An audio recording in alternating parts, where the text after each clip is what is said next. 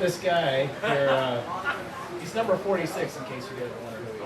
Yeah. So you'll see him out there tomorrow. This is Mark Modderman, 46. He's South African from the U.S. He's from Long Branch, New Jersey. Long Branch? Long Branch, New Jersey. Hell of a sailor. Let me tell you. Is that good enough? He was out surfing today. Quite the kite surfer. All right, here we go. We also have a couple other people to mention. We're 20 North American champion. There's Dave Sparkle, 20 North American champion. And the 3-time Hobie 14 national champion. Here we go, Hobie 14, Jim Sadak from Lake Tahoe. Great. Oh, we got Mark Ralph right here.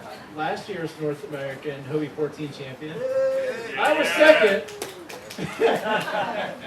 Tied. I'll let you win. It's okay. I'm just kidding. We're tied. Remember that? Yeah, but I beat him by 1 point. Nobody counts. There's no points for second place, man. Okay, listen, we're going to talk about a couple things tonight.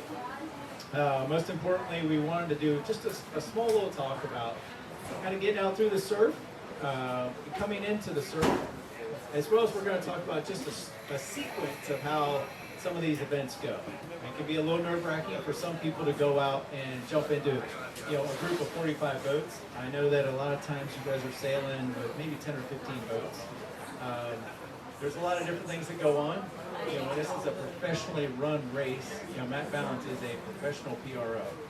He prides himself on, promptness, races going off, guns going off at a certain time, different flags being up at certain times. It's important to understand what certain flags mean, what certain horns mean, however many horns may blow mean, and some of the terms that are used out on the course. So I'm going to let Mark start with some of the basic stuff, because we do have some surf, the best way to get out through the surf, and more importantly, how to come back in through the surf. So I'm going to turn it over to Mark, let him go through a few things, and then between Mark and Mike, we're going to talk about some of this stuff. Okay, guys? Notice you did say the basic things. But we actually just wanted to get together. The thought was, because there are a bunch of people here that are new to North Americans, we thought we'd just do a little something so that you weren't intimidated by better. Okay. I'm not very good at talking into the mic, so I do apologize for that. But we just wanted to introduce you so that you didn't feel intimidated by this event, And just to reiterate that, the guys that have experience here that have been sailing for a long time are more than willing to open up and try to share some of their stuff. So don't be nervous to approach them and ask them a question. It's actually kind of cool to share some of our knowledge. I think all of us would agree that that's a big thing with this Hobie crowd, and I think that's what's kept this Hobie way of life alive, is that we help each other out. So if there's anything you're nervous about, we've got a little bit of surf, and we thought we'd talk about that, getting in and out,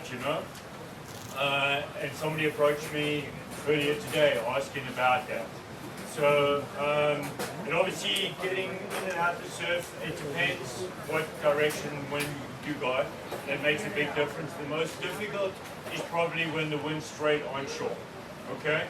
And the most important thing I can say about that is to keep your boat speed up. Don't worry as much about the wave hitting you as opposed to keeping your boat speed going through the surf. These boats are well designed and were designed for beach and wave situations, so they'll handle the surf surprisingly well. So when you're going in and out, and like I said, the most difficult is probably an onshore, and you maybe not going to be able to punch straight into the wave. If you happen to hit the wave sideways, it's more important to keep your speed up.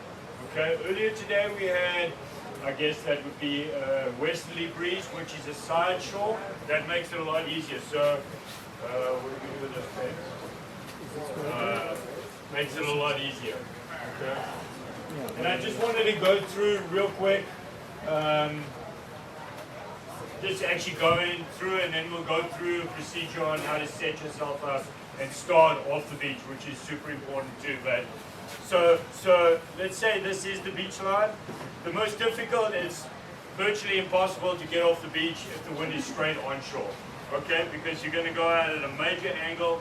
The swell line is all going to be coming at an angle that's super difficult, okay? So in that situation, you'll need some help getting out and stuff, okay? But you're obviously going to be able to go out like that. Earlier today we had a westerly breeze, which makes it a lot easier. So you're basically reaching straight out. So when you're setting yourself up to go off the beach, I would say that you want to put your rudders down, both rudders down on the sand, okay? Not all the way down. Just dragging, you know, before you even get into the water. Just unlock your rudders and drag them behind the boat, okay? You're not going to be able to lock your rudders down as you're going through the surf. It's more important to concentrate on keeping the boat in a good direction and trying to get your rudders down. And if they are locked down and you do get caught up in a surf situation, you're probably going to break it. So it's better to just let them drag. Don't worry about that as much, okay? So one thing I would mention that, you know, it's worked for me in the past is don't worry so much about it, especially when the rudders are not all the way down. You want to trim the jib in so that the jib is pulling. Don't worry so much about the main. The main is going to want to, the main's a bigger sail, the main is going to want to drive you into the wind.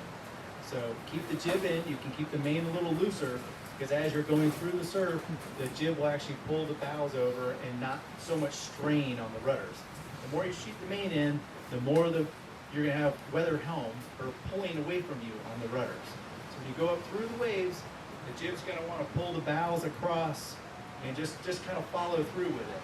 And as you get out a little bit further, you're going to be able to set a rudder down, go ahead and lock a rudder in or something to that effect, and then kind of get your shit together and, you know, keep sailing. I just want to reiterate what Jason said. It's more important about the jib than the main going out. That jib needs to be set. The crew needs to look at the jib tails, set it like you're going to weather, and keep them trimmed as best you can. And also the crew weight needs to stay forward. Yeah, it's exactly what I was going to add to that. It's when you punch into a wave, there's a tendency for the bow to lift up in the air. It's super important for the crew to stay forward. And it's more important for the skipper to concentrate on keeping steerage, because he's going to be way back. Okay, very often you see guys going through surf situations and the boat will lift over and somebody will slide back, or you slide over the back, or the boat will go over backwards. That's not good. Weight and crew and skipper position is super important. The other thing to think about is hopefully the surf's going to lay down the water. But if for some reason you get some bigger waves, if you have the jib pulled in, when the bow goes up over the waves, it's going to want to, when it comes down, the boat's automatically going to want to jar you to the low side of the boat. So you want your crew to be as far forward as you can, you to be as mid-tramp as you possibly can. You're going to be pulling a lot on this hiking stick because the boat's going to want to keep driving itself into the wind. So you want to just kind of keep the boat moving, as Mark said. Keep your crew forward, but make sure your crew is bracing themselves just so when you go up and over the wave, again, it's going to want to come down and jar into the trough of the next wave. So again, to his point, you want to just keep the boat moving, just keep it driving through the waves. Once you get through the set, you're going to be fine. You'll be able to lock the rudders down. I wouldn't even worry about it until you get out past the actual surf itself. Mike, you got anything? It's really not that hard. Yes, I've done it a million times, but it's really not that hard. The key is to stay calm. It's nothing to really get super excited about. Breathe and keep the bow and keep it going. What's rule of travel? So, and just to reiterate that, you know,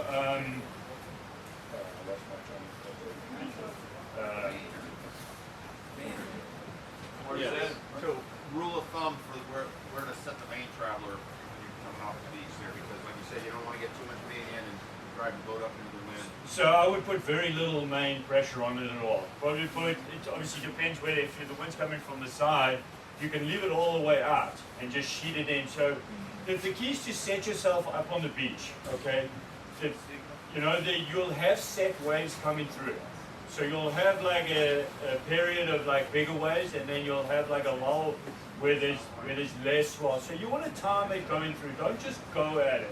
Set yourself up on the beach. Set your sail so that it's drawing a little bit. Sheet your jib in a little bit more than the main. Leave the main relatively loose, okay? And put your rudders down on the ground.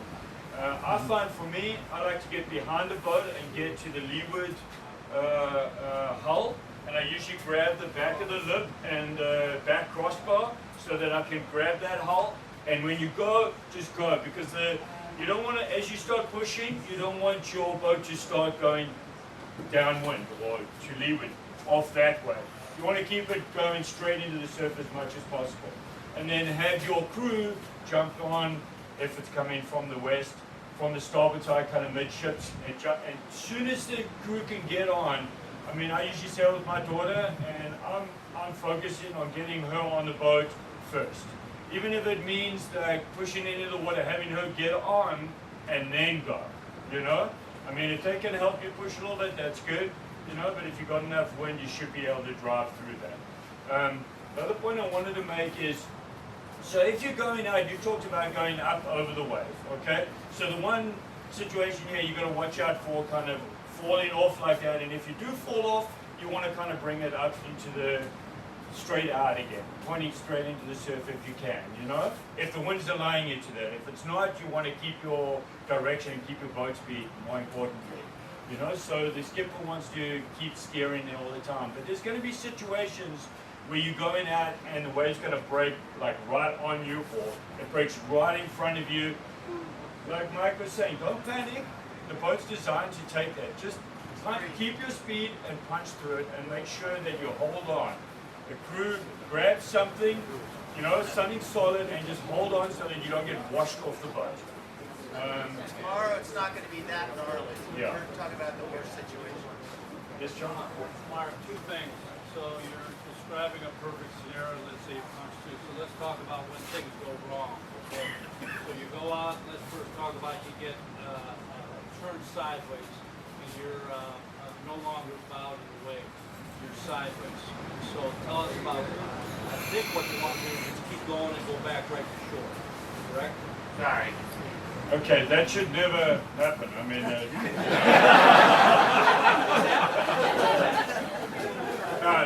that's a good point. And, you know, like we're going through scenarios here where you actually get it right. When things go wrong, Go back to shore, start over. well, the first thing is just stay calm, relax, okay? The worst situation is if the boat goes over, okay? The first thing I would think there is don't go to the leeward side of the boat, try to stay on the weather, don't allow the boat to come over you. You're probably going to get hurt that way. So, you know, kind of stay clear. If you see a wave coming, don't allow the boat to go over the top. Kind of stay clear. You've capsized, you're almost better off just letting the boat go. I mean, if you want to try to save anything, try grab the mast and stop the mast sticking into the ground. So whatever you can do, try turn the hulls towards the beach. Keep the mast away from the beach so that the wave doesn't punch the mast into the sand. So that would be the first thing I would say. Do you want to add anything to that, or? And Greg, you can come up here anytime you want. I mean, you're the professional through the waves, crash in the waves, crash on the beach. Now, to Mark's point, if you do get sideways, I mean, I think everybody knows there's like a first sandbar here and like a second sandbar here. So if it's shallow enough that you can jump off the boat and the boat goes over, yes, the best thing to do is you know, don't let the boat hurt you. You know, the boat is the boat. Human life is way more important. So if you got to walk away from the boat, then walk away. I mean, you literally walk away. I mean, I stood out there, it's knee deep.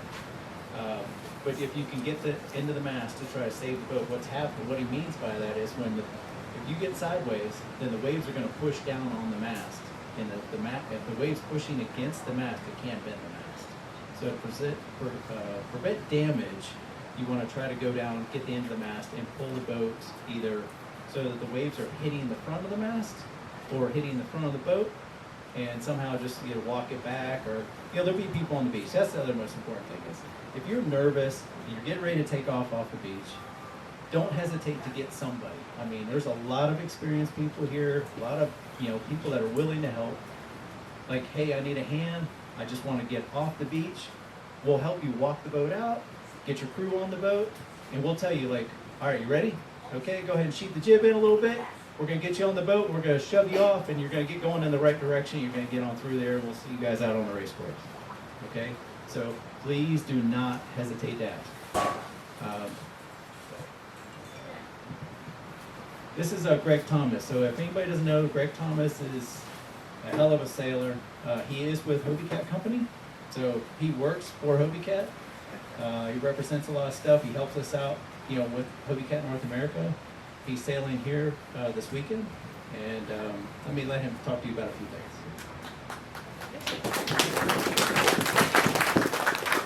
Thanks, Jace, and thanks to everybody for coming. It's great to see all the new people out here, and we're talking about surf, so I know that surf can be intimidating, but preparation is the key. So if you're nervous or hesitant about going out, don't be the first one to go out. Maybe don't be the last one to go out either, but there's a lot of good sailors here who know what we're doing, who are going to go through the surf. Watch them. Learn what they're doing. Just watch when the crew gets on the boat. Watch when the skipper sheets the mainsail. Watch what they do with the rudders. Just learn from them. That's what you guys are here to do. I've been doing this for a long time. That's how I learned. I was this tall when I started. And just learning from all the better sailors. Just over the years. But you can learn really quick how to go out through the surf just by watching 4 or 5 guys go out. So, and even before the start or before you go out, if you have any questions, just come up and ask one of these guys that are preparing to go out. Like, what are you looking for in the surf breaks? You have the shore break here, you have a second sandbar, you have a third sandbar. When we were standing on the beach today here, you could see when that third sandbar was going to break. You probably you knew 3 minutes before that third sandbar was going to break and it was going to hit. So if you're sitting on the beach, ready to go, keep an eye on the water. And if you don't know what to look for, come find one of us. We know, looking at the swell, when those third sandbars are going to hit and when you could stop and not go out. And we could even direct you when to go out. For us, it's really simple to see. We've been looking at this for years. Beyond that, I would like to say that preparation is the key. These guys were talking about having your boat set up and everything, and I would just say, definitely before you go out, know what you're going to do with your boat. When it's sitting on the beach, where's your traveler going to be? How much sheet are you going to pull on the mainsail? Where's your jib going to be? Where's your crew going to sit? Where are you going to sit? Where are your rudders going to be? What angle are you going to go out through the waves? What angle is the wind coming? Where's that third reef?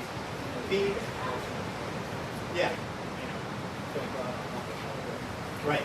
Yeah, there's a lot of boats here, and I don't know if anybody watches like the Warrell 1000 races where the Le Mans Sergeant, everybody goes out at the same time, and it's carnage. Yeah, people running over people capsizing on people. You don't want to do that. So keep an eye on other boats around you. I'd say probably get at least maybe 10 boat lengths on either side. If you see somebody prepping to go out within that 10 boat lengths on either side of you, just wait. Let them go out. You're in no hurry. Yeah, are you going to go out? Who's going to go out? We're going to go out. You're going to go out. Give it plenty of space for everybody. Good question. Sure. There's been a lifeguard here for local knowledge. You went northeast and you're going to have a strong current going this way. You got a lighthouse. And if you get a plug, you don't think you can clear the lighthouse. You're kind of being floating over a turn, right? Okay. So what's the recommendation then? You're going to make the turn back. You don't think you're going to clear the lighthouse. The closer you get in there, those currents get even crazy. So you've got to make a decision if you're not going to clear it. So can you make it out far enough before you get... Can you make it out far enough past the surf breaks to tap? Going that way, you've got to make a decision if you're not going to clear the lighthouse. Right. So yeah, and that's just watching the first guys that go out. Because usually it's the first guys that go out that have the experience. And you can see what angle they're going out. and see if they go out a couple hundred yards or a couple hundred feet and they tack right away. Like, why are they doing that? And just Because to they're add getting to that, set down. once you're through the surf line, you put your runners down. As soon as you get through the back, you want to put your runners. So that should theoretically give you enough time to actually get there and throw a tack and get out of there, right? I mean, The window could close. or you go up the beach if you know you're going to run it. And once again, Yeah. look at the other guys. If they, with the first guys going out or getting close, then you stop, take a look, okay, regroup, let's get together, let's come up with a plan, you know? Yeah, maybe you walk your boat a couple hundred feet up the Yeah. beach that way. We've done that before. Yeah. Does anybody have any questions as far as going down this surf? I know we started getting like, and you can go on this for hours, except you. I'm sorry. Yeah. So my question was like when you want your crew to get on the boat, shoving off, and you don't want them to run out to get into the water too deep, it's hard for them to get on. Would you recommend that they be on the windy side of the boat? Because if you're on the leeward side of the boat should maybe 100% Absolutely on the windward, always on the windward side, and I would avoid the crew getting deep at all. I mean, hopefully there's enough wind that you can actually start driving, but I would suggest having the crew on first because they're going to get their jib and get themselves positioned. You as a skipper can actually run and jump from the back. You can be the pusher. That's what I would suggest. Yeah, I get Don't them. rely on your crew to like pull from the dolphin striker because, No, get on the because now you can't, outside of the boat. you get stuck. She you should know? be able to grab the shroud, step up on the boat, go to the front, go ahead, sheath the jib in a little bit, and you're right behind her. You see what's going on. You're watching her, and things are starting to move. Some guys so fast. Modderman. Very sensitive. Okay, so are we good on getting out through the surf? Because I'd like to talk about, or have the guys talk about, just the sequence. So once we get out there, now we've gotten through the surf, and you've got a committee boat, you got 45 other boats out here, and you're wondering, what the hell is getting ready to happen? It can be nerve-wracking for everybody. I still get some butterflies. I mean, I got to chase these guys around, and a bunch of good guys here. A lot of boats, a lot of people moving around. Probably the most important thing, and race committee will tell you, is that you want to sail out to race committee, and you're going to check in. Now, it's important that you check in because they're writing down your sail number. They want to know that you're out there because they also want to know when you come in. Clearly, this is a big lake, as big as the Gulf of Mexico that I sail on, so it's huge. So it's very important that everybody checks in. And once you check in, you're going to see a lot of people doing a lot of different things. People are going to go out, they're going to do some weather work, they're going to kind of come downwind, they're going to tack over. It's important to watch your surroundings, watch who's around you, watch underneath you most importantly. You can see who's above you, but you can't always see who's below you. Don't just automatically just tack or jibe. You got a lot of different boats around you. So just be careful about what you're doing, when you're doing it. Have your crew look out for you.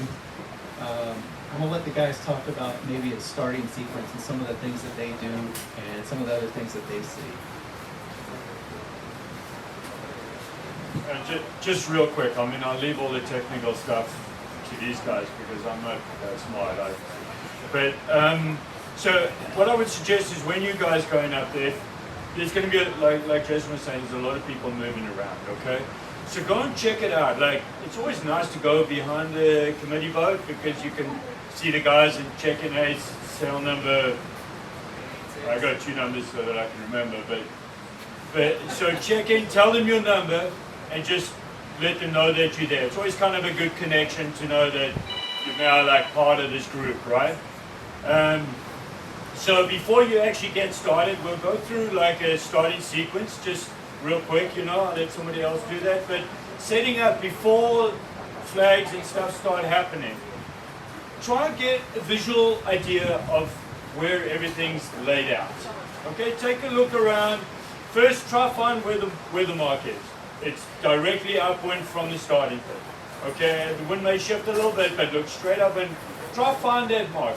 At least then you know what your first objective is. That's where you're going to be going, right? The next thing I would suggest is go up and down the starting line. Go check it out. See where you're actually going to set up to start this before these other 40 boats start milling around and fighting for position, which is a whole different discussion. But try and get a good sense of where you're going to be racing and where you're going to be going. And one thing that we work on a lot is communication between the skipper and the crew. That's super important. Try to tell your crew what you're thinking so they know what you're going to do and what you expect in from them. It's important to, if you see something, tell them about it, or your crew sees something, pass that information on to the skipper. It's super important to let you know, hey, the pin end of the line is down there, or hey, the weather mark's in like a really weird spot. It's where you see it up there. You know, at least then you get a good idea of where you're going. Yeah, I always make sure that my crew knows where that weather mark is, because it's always hard for me to find. So if they know where it's at, then you're golden. I usually try to get out there a little bit early, because I don't like feeling rushed to get in.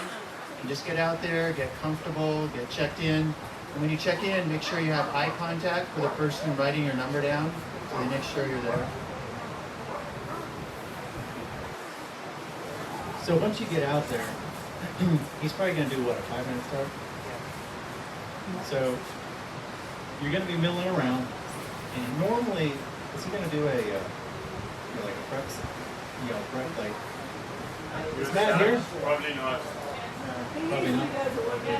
He's going to do a prep. Either way, so if you have a radio on the boat, most importantly, as Matt Balance is very vocal, so he will say when he's getting ready to hit the horn. So if he says we're going to start at 10 o'clock, we're probably going to start right at 10 o'clock. So just be on alert. Not probably, excuse me, we will. So have your watch, your timer, whatever you've got, ready for 5 minutes. So he will get on the horn and he will say, 30 seconds to, prep flag. Okay? Once he says 30 seconds, you count, and then all of a sudden you're going to hear a 10, 9, 8, 7, 6, 5, 4, 3, 2, 1. It's funny, I got to carry on this comedian all night. Anyways, we're going to have, all of a sudden you're going to hear a horn. One horn, and then the orange light's going to go up. Okay? That's going to start 5 minutes. Okay? After the 5-minute gun, you're going to hear another one at 4 minutes. At 4 minutes, it's basically, it's Papa's. That's what he does is, prep us Papa, is what he'll say. That's his notorious, get 4 minutes to the start, okay? We're going to hear another one at 1 minute, right? 4 minutes, it's going to go, or 3 minutes more is going to go by. He's going to hear one more flag, and it's going to be 1 minute to the start. Now, at 1 minute, you're going to see a lot of action right on the line, okay? There's a lot of good guys here, a lot of aggressive guys. If you're new to this, Get right in the middle of it. Get right in the middle of it. And you'll learn really quick. Get right in the middle of it. Don't let them intimidate you. Yeah, what he said. What's your Don't let them intimidate you. Get right in the middle of it. if you get in the middle of it, you're going to get yelled at. That's okay. They yell a lot. Don't pay any attention to them. Listen, I don't want anybody to get discouraged. I don't want anybody to get intimidated. There will be some yelling if you do foul people. Now, I think it's important to understand some of the rules here, especially when you're on the line. Between maybe Mark and between these three guys, maybe we could do just a slight little diagram on here of kind of what barging may be, or when you're too close to somebody. The idea is that you want to have some speed on the line. You want to position yourself on the line to where you can keep the boat moving. However, you got to be there, obviously, right time, right place, the whole 9 yards. So we've got the committee boat down on the right-hand side here. And we have what called the pin out on the left-hand side. Everybody's going to be on starboard tack. Well, you got balls of steel you want to take on this fleet. So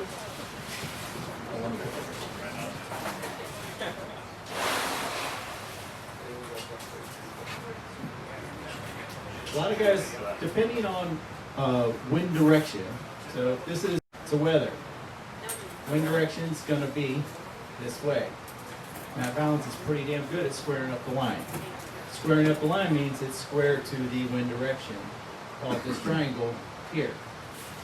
A lot of boats are going to be coming in from this direction. A lot of guys are going to want to hang right here at the boat. The reason they want to hang here at the boat is because as they start, they're going to have the best angle on wind direction. Guys like Mark, Don't start down there. yeah, like to start kind of down at the pin. Again, there's different position all along this line.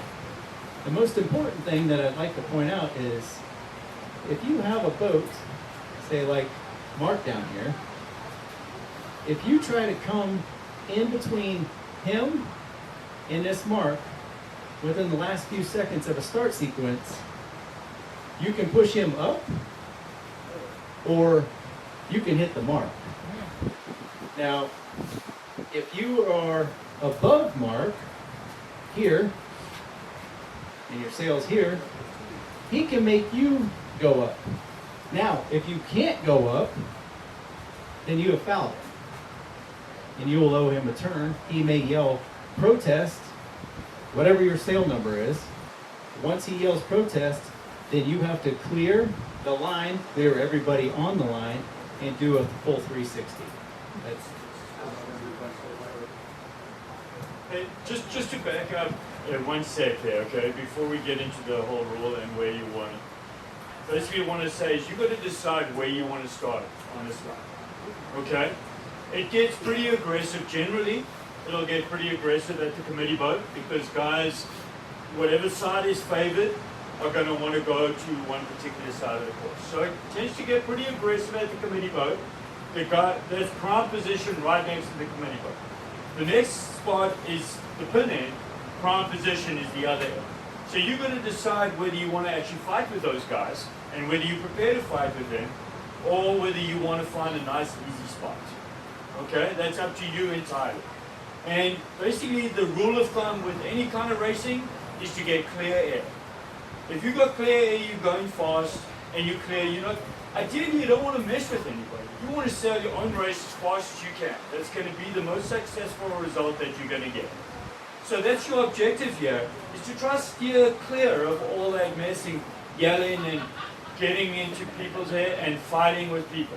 Okay? So generally what will happen, and you can check it out as you go along after the first couple of starts, you'll get a bit of a dip in the line. Okay? So like Jason was saying, that last minute becomes really critical. That's when things are starting. You want to set it up before, and be ready to go. Okay? Before you even, like that prep thing I was saying, it's a good idea to run up and down the line so that you get an idea of where that line is. How long? Because you don't want to go over, right? You all understand you go over the line, you're either going to get disqualified or you got to restart. So now you're at the back of the field. You want to try and avoid that at all costs, obviously, right? So, and does everybody know what a transit is? Okay, setting up a transit on the start line. Should we touch on that real quick, or you guys got that? Okay, so I don't know, but for me, I'll make a point of running up and down the line a couple of times to try to get a feel on the water where the line is. Okay, a transit, you got like this tree over here, okay, in the distance, or a big cooling, we've got a big cooling tower here, right? So a big cooling tower. Okay. So it's kind of cool to like get on the line, okay? Kind of check. There's the committee boat, a flag, the orange flag on the committee boat. There's the pin end, and start going down the line and keep looking and like make sure that run all the way down the line. Okay? As you're going down the line, make sure, like if you imagine yourself on the line and you're going down here, you look through the pin and try to pick up something on the land. Okay, that's a transit. So that when you come up to the line here, you can see it. If you're in line with that, you know you're right on the line. Because you can't see the current. If you're in the middle, you cannot see. Yeah, that's another. Oh, sorry, that's another point. You know, there's so many boats. You're not going to be able to potentially see the committee boat or the pin. So if you see something in the distance, so what I'll do is I'll choose something as I'm coming down. I'll choose something a little higher than the pin, so that I know that's my safety. So if I see that, I'm like, oh, I'm getting close. I've got a couple of boat lengths. Okay, and then I'll choose a second one right on the line, so that I know that. Oh shit! Now I'm like right on the line. Now there's a problem, right? So at that last minute, as you're setting up, you want to be like way back and have your safety, which is this house in the distance here. Okay, this white house. Okay, that you've chosen as your safety point, right? That's on the line. That's your safety, right? So at a minute to go, you want to be back here with the house or something a little further, way into this, so that you know you're safe. Okay? Before you start fighting with everybody. As you're coming down and you know that you're safe on the line, then you want to see where the massive boats are. And choose what area, where you want to start. Who don't you like? Who's yelling a whole lot and you want to stay away from? Or who you kind of like that's your buddy? Or there's a big hole in the middle of the line. That's where you want to go. Go in below one of these boats right here where there's a big gap. Okay, and go sit below him.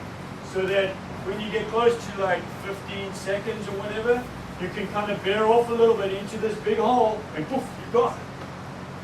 And you win the race. Simple as that. So I know a transit can be, or using a transit, but basically it's just a point around it. Yeah. Okay.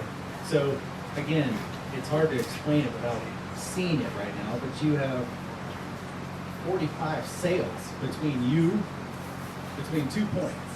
So if you can't see a little orange buoy down at the end or a yellow buoy, and you can't see the flag on the boat, the flag is the line. The boat is not the line. He may have the flag at the back. Most likely he'll have it at the front of the boat. But if you're beyond that flag, then you will be over early. The other thing he was saying is, at the end of the day, you just want to get off the line without fouling somebody. Okay? So if you end up hanging back a little bit and somebody rolls over you or somebody comes underneath you, the idea is just to get through the line without hitting somebody, coming up on somebody, running somebody into irons. I mean, if you push somebody into irons, you know, you foul them. I mean, you cannot push somebody past the point of headwind, which means the guy can't go. I mean, he's stuck. Before the start, you can. Before the start. Okay. After, as the Before go the start, you can push somebody about head's way. So basically, there's two basic rules, and correct me if I'm wrong here, Greg, okay? There's two basic rules you want to bear in mind on the starting procedure, okay? You've got to establish an overlap. If you want to go to leave somebody, I don't want to get too technical here, but if this is the guy, right? Okay, there's your Hobie. If you want to come in below somebody, here, okay? You can't just come in and push him up. You can't just come in and say, up, bring it up. Okay, you've got to come in, establish your position, okay? Then you can start bringing him up, okay? Just to basically go. So basically, the theory behind that is that you want to all set yourself up on the line and then start fighting your position. The time and room to respond. Yeah. To Okay. Right? Yeah. Okay, so I don't want to get too hung up and too technical on this and spend, I don't want to complicate it and, make Please it. ask if, help us so out if here there's if any you want to know questions- something, right? Yes. So once you get off the starting line, you're going to have a lot of guys. Everybody takes off on start. Now, there's going to be a lot of guys that will go up and are going to tack over to port because they're either covered or whatever it might be. Now, Before you get into that, just go through the second thing about launch. Okay? Sorry, I didn't want to.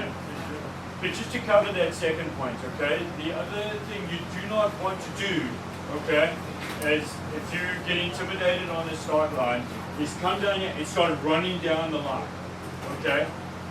It used to be called barging, but you're gonna have a major problem. Then guys are gonna, as they see you coming down, they're gonna come up to you and start pushing you up, and you're gonna go over the line. So try and avoid that if this is all new to you and stuff. Like I said, it's nice to come in from the back, establish a vision, find a nice hole with somebody you like around there that's going to be kind to you, you know, and you can get away and start easily, right? But avoid coming in like through here and then like, oh shit, now I've got like over the line. I mean, oh damn, I've gone over the line, okay? And then start running down the line, okay? That's going to be a problem. No one's going to let you in, they're all going to push you over. So what you want to do in that situation is you want to like find a spot and go back.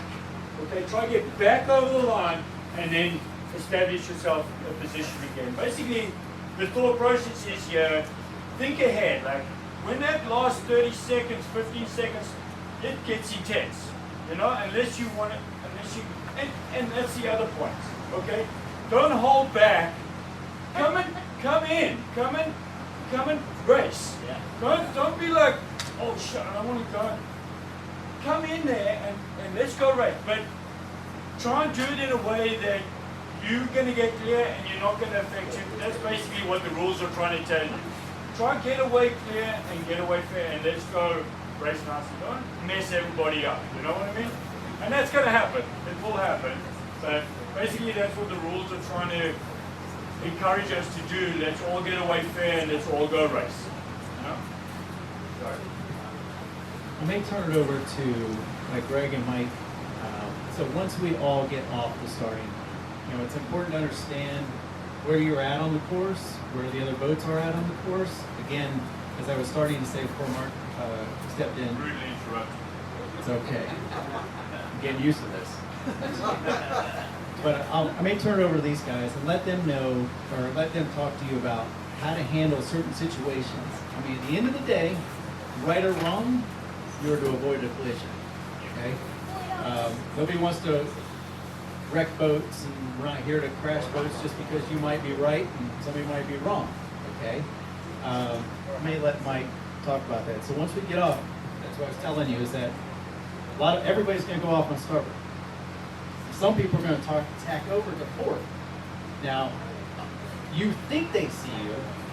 It is your duty to yell starboard to those people. If you think you're going to collide with them, you need to yell starboard. You have to yell starboard. Okay? That is your duty to them. Now, if they are going to foul you, okay? I don't know how to talk about all this. What do you want to talk this through? Like basically, where somebody's going to come into contact with somebody. So they've all taken off on starboard. Somebody's coming across on port. It's too close. Do you dive them? You duck them? Yeah, you have to duck it, you have to come off starboard, and you have to avoid collisions at all costs. So it's actually, if you're in the right, so if you're coming up on a port starboard situation, if you're on starboard, somebody's coming across you on port. So all the boats are going out on starboard. So everybody's headed this direction. Some of these guys, or some of these guys, you're going to see somebody start tacking to port, and from the point that they tack onto port, your crew really has to be in communication with you. Because if you're sailing over here, you might not necessarily see the boats down here that just tacked onto port. So that's where communication is key. When they tell you that somebody's on port, then the skipper immediately kind of ducks down, looks and see where they are, see if they're stuck in irons, see if they're just coming out of the tack, see if they're full speed, double trap coming at you. And you have to make a real quick determination in some cases what you're going to do. The first thing you got to do if it's getting close is just start yelling starboard. Starboard, starboard, starboard. And that should signal these boats to make a decision. It's kind of all on them to make that decision. They either start ducking you, or they think they can cross you, or they tack. So hopefully they duck you. That's the best case situation. So what he means by duck view is Yeah. this is, you got a situation where you're on starboard, and here's the port boat, he's coming across. Now, you look over here, or somebody looks underneath the boom, it's hard to see this guy. You know, you can't see in front of the jib here. You gotta look under the boat. This is again, all back to kind of know what's going on around you. Boat's coming in, you're on starboard, here he comes. You yell, starboard, starboard. Well, he should turn down. You're gonna continue this way, he's gonna turn down under you, and he's gonna turn back up and go over this way. Now, if he doesn't, and you're beyond the point of ducking him, you have to crash down. He owes you a turn. Yeah, that's where I said you have to make a really quick determination, and they hopefully will make a decision soon enough where you can see them actually going to start duck you, and then you know you can just continue on. If you start calling starboard and you see them not changing course, then you got to make a really quick decision and see, number one, do they hear you? Do they know that there's a boat on starboard? If it's windy, if it's rough, and you hear the waves and everything, they might not hear you. You have to yell louder. So you have to try and get some sort of acknowledgement from that port boat that they see you. If they don't see you, then you got to go into plan B. And that's either do a crash shack or duck them, which either of those happen, you start yelling protest, and hopefully at that point they do hear you, and they will do their circle or whatever they do. A standard acknowledgement for you yelling starboard and the guy you're yelling starboard to would be, hold your course. Starboard, starboard, hold your course. That means, I heard you, I see you, I'm gonna go below you, you hold your course, do not alter course. If you don't hear him, he doesn't say anything, he keeps coming, and you got a crash tack, then he owes you a turn. It screwed both of you. You know? Now there are certain situations where maybe you can duck him, but you have to alter course. You yell, starboard, starboard, he doesn't alter course, and you miss him, but you had to alter course. He now still owes you a turn. You yell protest, and you yell a sail number, or the last 3 digits of a sail number. So maybe it's 886, or just 446. Yeah. Hold on, I got Dave here. Hold on 1 second. So the third scenario is sometimes you just want to let that port tacker cross in front of you, and you tell them keep going, and you may just take a slight duck and avoid them, but you've told them yes, go ahead and cross my bows. That does happen. It's a situation where it's tactically beneficial for you not to have to mess with that boat, right? You just want him to get out of your way, and you just want to keep going. So that happens on occasion. The other thing I'd like to say is when we're talking about communication between the skipper and the crew, for the crews out here, all your skippers are visually impaired. Never assume that they see everything that you're seeing. And so if you see a boat coming on starboard or port, or you're getting ready to jibe and you see another boat, don't assume your skipper sees that boat. Always tell them of the traffic around you.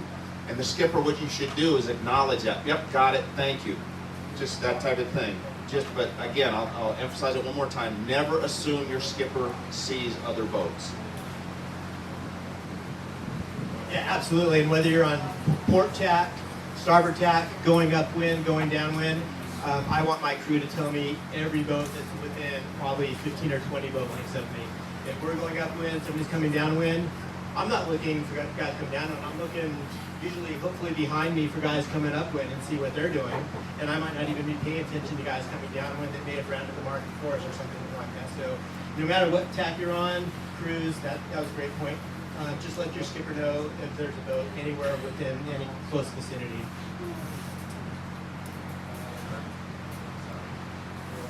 Right. Where the mark ground is, yeah? So we're gonna have to. Oh, that's really cool. Are there any other questions? I mean, you guys are the reason we're doing this here. So if there's something you want to know, seriously, don't be shy to ask. help us out here if there's something we can impart on you or something you are Tacking sure in the about. zone. There you go. Tacking in the zone. Tack- Not too complicated. Just hit on it. Basically real quick. coming within 3 boat lengths of the top mark. When you come in and you're tacking, you have 0 rights. Anybody coming in on starboard,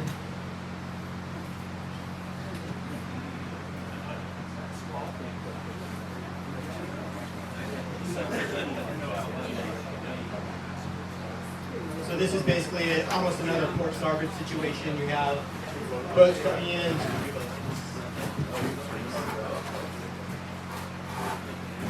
So you have a 3 boat length circle around the top mark. And yeah, the wind's coming in this direction. So most people are going to be coming into the mark on starboard tack, full speed, going that way. So you're going to be coming in on starboard tack, full speed, getting ready to run the mark. There's also sometimes going to be boats coming in on port tack. So number 1 rule is port starboard. Number 2 rule at the top mark is you basically have no rights when you're coming in on that port tack. Even if you're tack and you tack clear of the boat, if they have any boat on starboard tack has to make any avoidance of you, avoidance of course, the port tack boat, whether they're on starboard or not, if they tack within that 3 boat circle, they're losing all their rights. So the best thing to do is if you're crossing these starboard boats when you're coming in on port tack, is to go past them before you tack. That way you know that they have a clear shot to that mark rounding. So, to his point, what you're going to want to do is you're going to come across, you've got, so you've got these guys coming in over here, right? Now, they see you coming across here, they're going to yell, "Starboard!" It is your duty again. You're going to tell them, hold your course, which means you're going to duck him, come in between this boat, and then make your tack to come on around the mark. You have to communicate. Communication is key amongst everything. If I'm yelling at you or you're yelling at me, you have to be yelling because we're out on the water.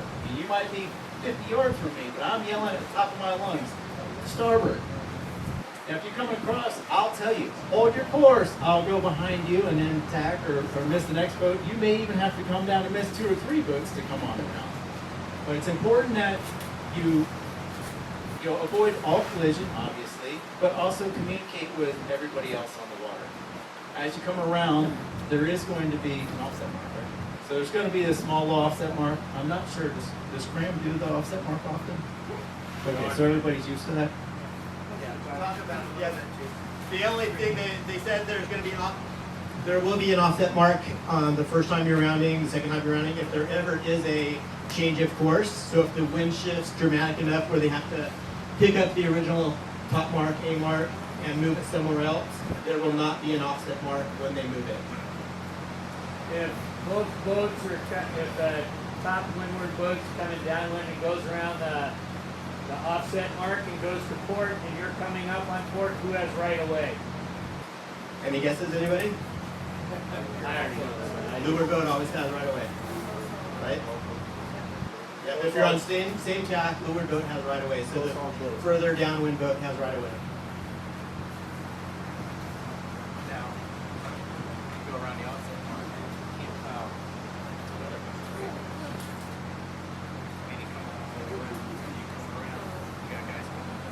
Yes. If you're starboard port. No. If you're both on port, who has the right of way?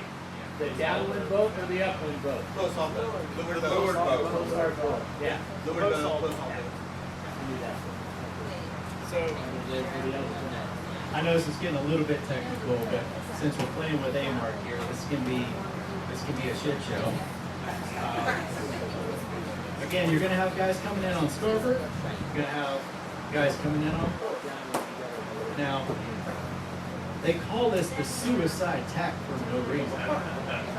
If you decide you want to come across on port, right in front of everybody, and tack to go around a mark, you better have your shit together. Now, as I was just asking Greg, you come around, you actually go around a mark, you go around the offset mark. A lot of times, most guys will go ahead and continue on the same tack as you come around a mark. Some guys will automatically jibe around the offset mark. Now, if you jibe around the offset mark, you're going to interact with a lot of guys that may be coming close hauled or, to a mark. Now, it's a port starboard, but as we just talked about, the guy who has the right of way, if you're on port, now you're on port to come around here, the guy on port coming across here, he has rights. So you have to avoid him, okay? Again, at the end of the day, we're all here for fun. We're not all here to crash into each other. We're not all out here to be sea lawyers. Hold on. Modderman wants to be a sea lawyer. No, I just want to make one point, not to chime in here again or anything, but a lot of times, like you were going through and you're talking about your crash tag, and the thought that comes to mind is you want to get that one boat. So you come in here and you're like, and you like do this like really gnarly tag in front of every to make this mark, or underneath them even.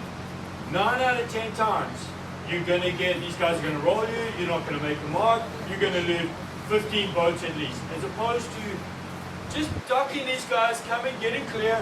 You may lose 1 or 2, you may get them back on the downwind, but it's not, I don't know, for me, it's not worth doing that crash tag. You do it so many times, I know I have done it, and you regret it every single time.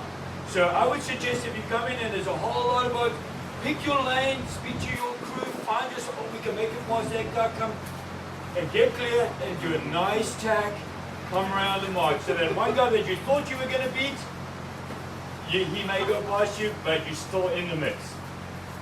So the offset mark in the three boat legs, is it like if someone tries to dive inside of you?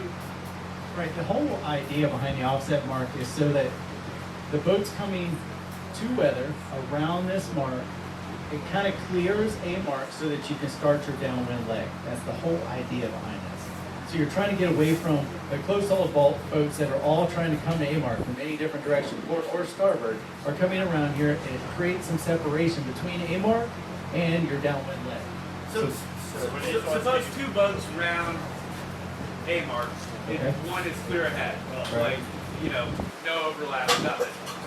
Does that hold all the way around the offset mark, or like if they come in with maybe a little more speed, like you have to give them room on the offset? If there's enough room, they can establish an overlap. Okay, So they would have room at the offset mark. Okay. Yeah. So there's room at the offset. Yeah. But you can, so when you round a mark, if you're clear ahead, you don't hold those rights no matter what all the way to the offset mark. Between a mark and the offset mark, everything can change opposite. So the other boat behind can get an overlap and they can have room at the offset mark.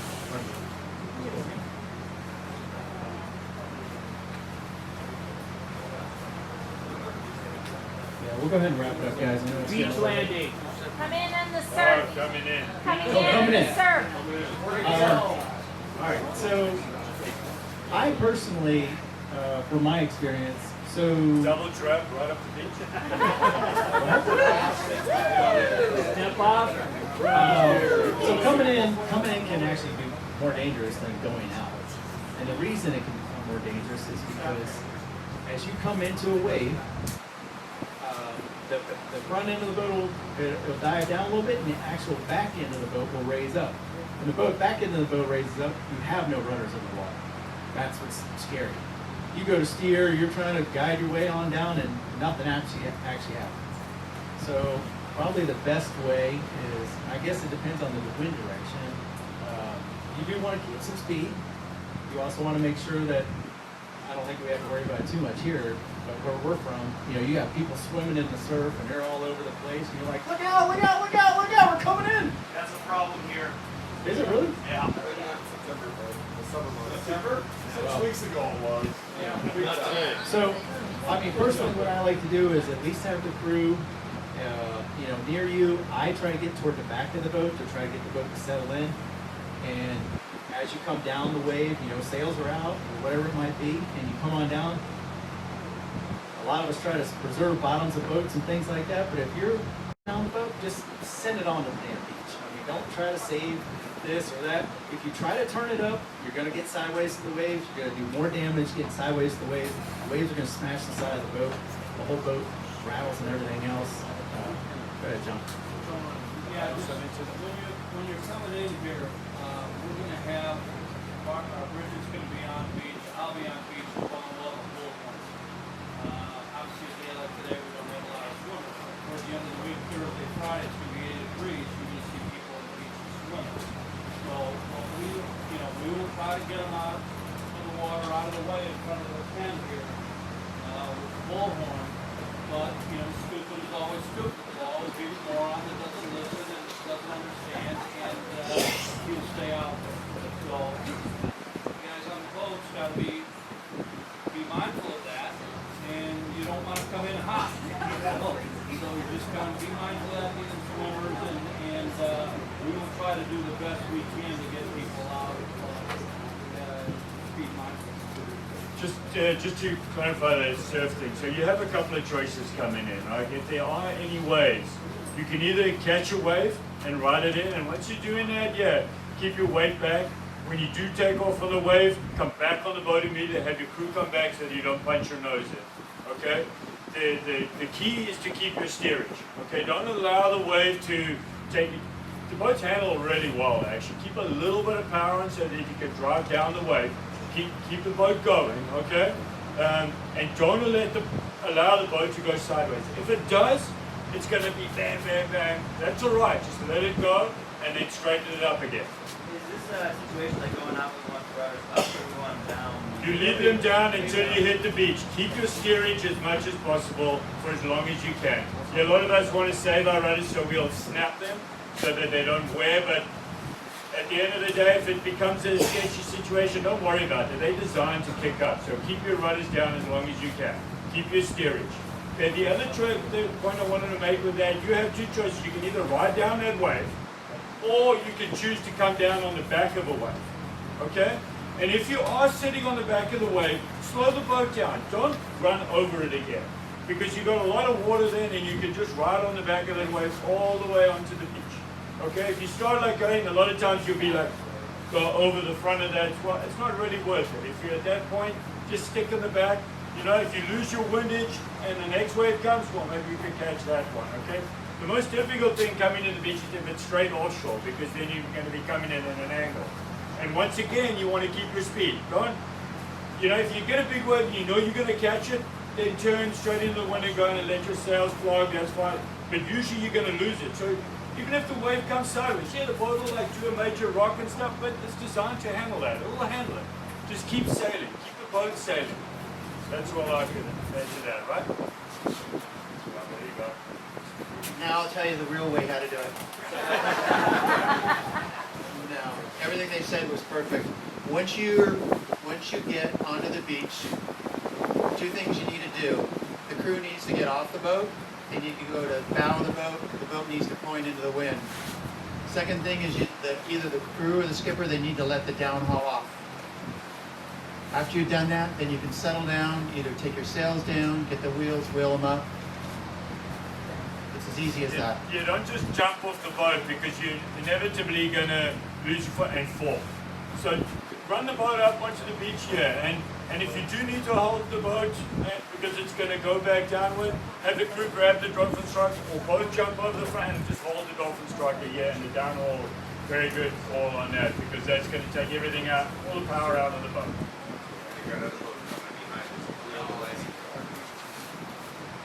And you're inevitably going to have other boats coming in behind you, so clear the landing zone. Get your boat up out of the surf line so there's room for the other guys to come in. Otherwise, they're going to plow into you.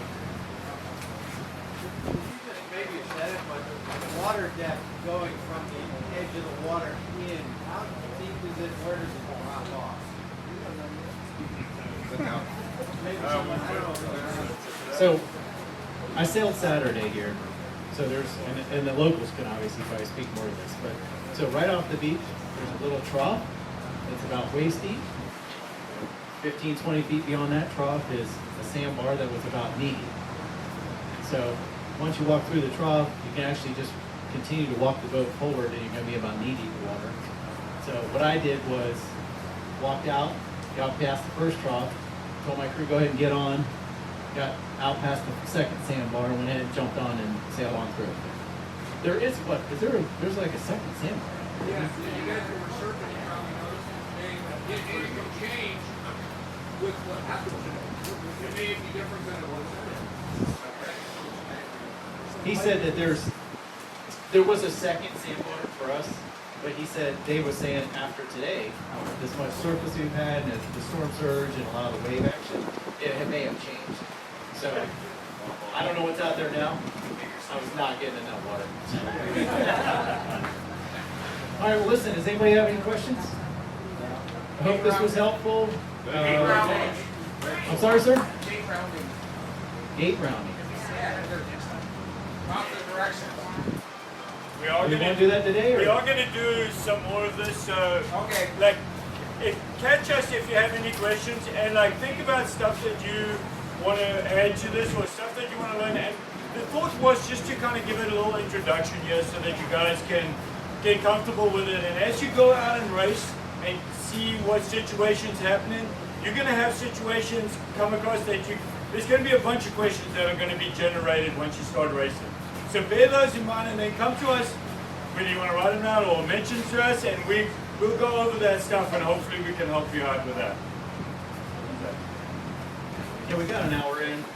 Hopefully we get to sail tomorrow. Yeah. It's 9 o'clock is my bedtime in Florida, so. But, listen, thanks guys. We'll see you guys tomorrow. Thank you.